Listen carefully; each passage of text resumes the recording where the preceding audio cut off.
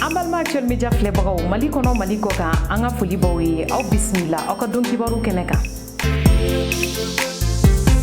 An bɛ bi don kibaru daminɛ n'an ka jamana kɔnɔna ye.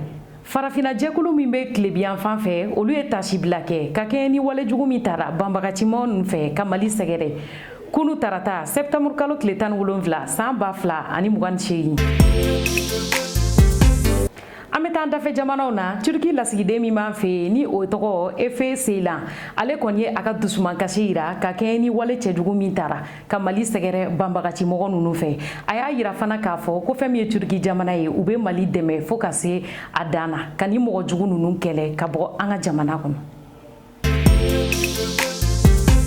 Bi araba septembre kalo tile 18 san 2024 Portugal jamana kan tasuma wililen dɔ yen nɔ u ka faya kɔnɔna na min kɛra sababu ye ka maa 7 bɔɲɔgɔnkɛ bɔnɛ u ni na ale ni k'u ka sɛnɛkɛfɛnw caman jeni u ka dugu kɔrɔyan fan fɛ.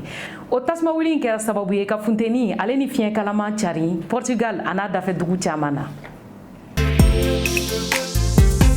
Ka bi don kibaru kuncɛ Rusiya ka dusumankasi jira ka kɛɲɛ ni tasuma wuli mun kɛra Liban u y'a jira k'a fɔ ko nin kɔni ye wale cɛjugu ye min bɛ se ka taga wolo guerre la don n'a nataw la. An balima actuel media filɛbagaw ni de bɛ dan sigi an ka bi don kibaru la an b'a fɔ k'aw k'an bɛn diɲɛ waati wɛrɛ. Ce flash vous a été présenté par ETS, Sistra Technologies et l'Université Bazo.